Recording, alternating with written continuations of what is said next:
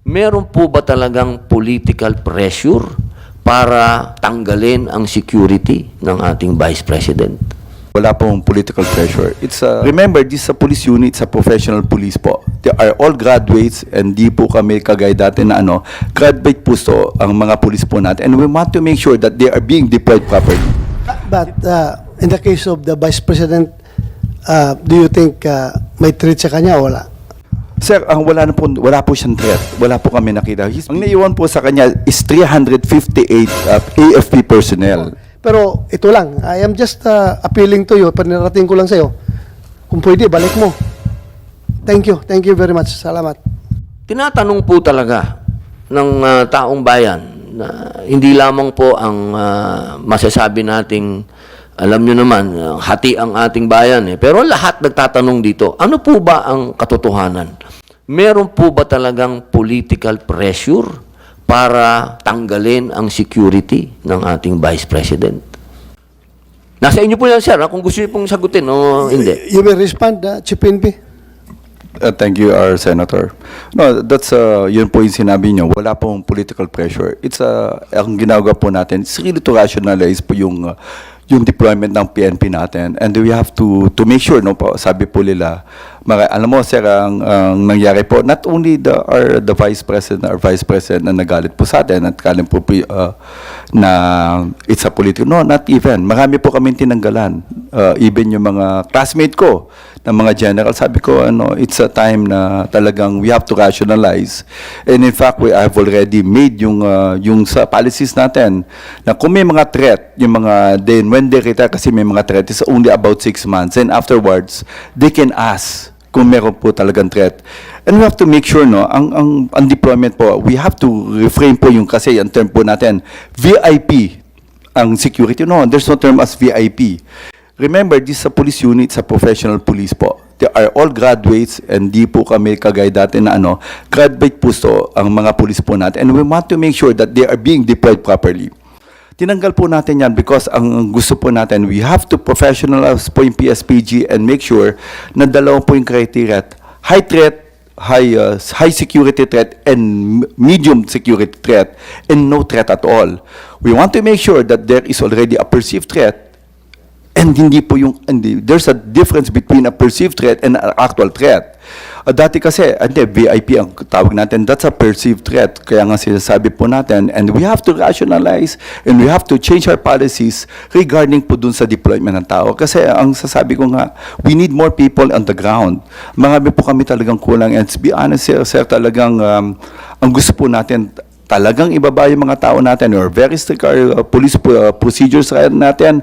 Marami po tayong kinasuhan na moonlighting na police natin. It all started in Alabang when we see two staff personnel na nandun po being used as security. And dahil po nga doon, bakit nangyayari doon? And we have to rationalize our people. We have to account them. They want to make sure. And with regard po doon sa iba, hindi lang lahat po, tinanggalan po natin because we don't see any threat dun sa mga bantao. At ang sinasabi ko nga, kung meron pong reason, ibibigay po natin. Second, But in the case of the Vice President, do you think may threat sa kanya o wala? sir, wala po siyang threat. Wala po kami nakita. He's being loved by our people. Ang sinasabi ko lang, second, ang security po ng ating Vice President is Are you under sure with the strong stand against the CPP-NPA, wala siyang threat sa buhay niya? Sir, ang may hawak po ng security po ng ating Vice President is the Presidential Security Command. It was issued on July 9. The security of the President and the Vice President lies on the Presidential Security Command. And we will not stop po if the General Morales from the PSC asks our help to ask for more personnel, then we will give po. And the one who's making the threat assessment is not anymore. It's the Presidential Security Command po. Well, alam mo, ilan bang iniwan mo doon na security kay BP? May 31 pa po. 31. Opo. Are the 31 remaining security of her own choice or ikaw ang pumili? No sir, hindi naman po kami because mayroon pong commander po sa kanya and it's being headed by a full colonel dun sa yung 31 na naiiwan po. And it's up to him, up to her po, yung babae po natin, to really choose yung mga tao natin. Hindi ko po alam yung details. What will happen is, ang sabi ko, you have to rationalize, we just need the numbers so we can deploy them dun sa mga tao sa ground. Okay.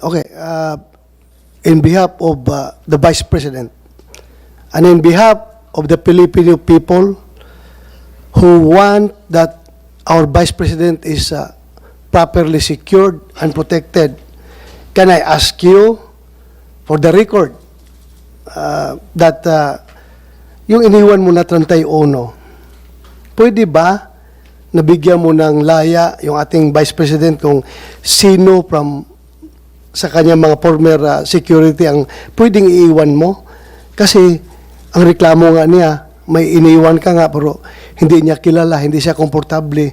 Baka pwede yung mga security niya na from Davao na matagal na sa kanila, nakilala niya, komportable siya, baka pwedeng yun na ang ibigay natin. Kasi ang nangyari kasi, yung mga pulis na yun, kilala ko yun, mga tao ko yung mga pulis na yun, andito ngayon, inassign mo dito sa Krami or sa Region 4 ba yun? If you are for localization para effective ang ating kapulisan sa kanilang trabaho, baka pwedeng yung taga Davao na lang ilagay mo doon. I'm just appealing to you. I am not questioning your wisdom. Ako, just treat me as an ordinary Pilipino na gustong-gusto talagang masecure yung ating pangalawang Pangulo.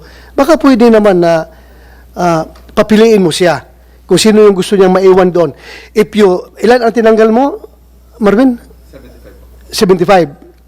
Yung 75 na tinanggal mo, baka pwedeng, tapos may iniwan ka na 31. Sir, our chairman, can I make it clear first, no? Ang naiwan po sa kanya is 358 AFP personnel. And ang sabi ko nga, ang 106 does a Wala na complement. ko doon sa... Because, sir, it was being lang. Wala tayo doon sa AAP. We are just talking about PNP. Yung PNP lang pag-usapan dahil ang PNP yung close sa kanya dahil dati siyang mayor at yung mga local police ng Davao, yun yung dinala niya doon na security. Yun lang ang pag-usapan natin, yung police lang.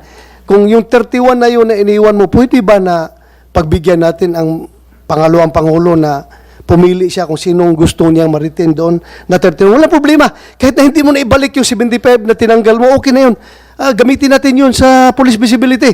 Ako mismo, as former chief PNP, I am with you when you say na you need people on the ground. Alam ko, pareho tayo. Ang tagal na natin gusto yung mga tao na yan na matanggal sa mga VIP security dahil para magamit natin. Pareho tayo ng paningin. Pero, yun lang, ako, bilang isang Pilipino na gustong mas pangalawang Pangulo, pwede ba na yung 31 na yun, bigyan mo siya ng laya na pumili na yung tinanggal mo na dinala mo dito sa Region 4 na mga taga Davao, baka pwede yun nilagay mo para naman may peace of mind siya na sigurado siya na yung security niya ay talagang kanya. Yun na, pag-iusap ko lang sa iyo. I'm not directing you as the chairman of the Senate Committee on Public Order and Dangerous Drugs. This is my personal appeal to you, being a Filipino. Kasi ayaw ko talaga na may mangyari sa ating pangalawang Pangulo. Pag yan ay naambos ng NPA at nagsipagtakbuhan yung mga security niya, nakakahiya tayo. Pero kung yung ibalik mo yung mga taga Davao na talagang makipagpatayan sa kanya, yung mga lokal, ay... Yun na po ang pumili dito. Bago na po ba sila? Our chairman, no, hindi ko kasi nakita. It's only the 106, no, the personnel na nakatalaga po kay VP in addition dun sa 358 na AFP. Ang 106 na yun, I really hindi po sila kilala. Ang sinasabi ko lang, we have to reduce our personnel.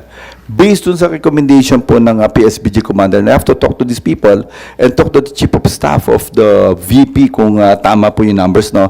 But if you ask me for the details, I don't know these people, hindi ko po sila kilala kung sino po naiwan. Ang sinasabi ko lang, this is inadequate na 31 po ang ibigay namin. But if kung sinasabi niyo po, it will help, then let it be po. I have hindi mo po kami nag-argumentative with regard po sa security. If it will help, if we can add, it really depends on the VP, of course. Yung head po ng security niya, yung PSC po, si General Morales, then let it be po. Paki-check naman, GPNP, kung Itong mga naiwan, choice ba niya? Tama yung sinabi ni Chairman Bato. Choice niya ito o kayo ang pumalit bago na po itong mga to? Our chairperson, hindi ko po, number one, I don't have yung kilala po. Ano, ang sinasabi ko lang, out of the 106, kasi I assume lahat yung tao niya po, yung 106 na yun. Then, ang sinasabi ko, have to reduce based dun sa recommendation natin na wala po siyang threat. Kasi, ang sabi ko nga, ang PNP is just an augmentation of the security being given by the Presidential Security Command. Kung sinasabi po natin na makakatulong po, then let it be, and we will help in securing the Vice President po. Wala na bang nakadeploy ngayon na PSPG sa mga negosyante lang? Ang sinasabi ko, sir, may mga high threat po, but pinatanggal ko po. If you will look at the numbers, pinatanggal ko po lahat. Basta ako, General Marvel, high security threat pa rin yung ating pangalawang Pangulo. You may question my opinion, but that's my own opinion. I know her very well. Kailangan talaga natin i-secure. So, yun lang pag-iusap ko, kahit na hindi mo na ibalik yung the same number na tinanggal mo, palitan mo lang ibalik mo lang yung mga taga Davao na palagay ang kalooban niya, at tanggalin mo na lang yung hindi niya kilala na yung naiwan sa 31. I know, it's no longer your job dahil alam ko as Chief PNP, you will deal on policy statements na lang doon sa mga commanders mo on the ground. Hindi ka nagsasabi ko, ito tanggalin mo, ito iiwan mo. That's not your job anymore. Pero ito lang, I am just appealing to you, panirating ko lang sa'yo. Kung pwede, balik mo. Can I get your commitment? Of course, yeah, our chairperson. Thank you very much. Salamat.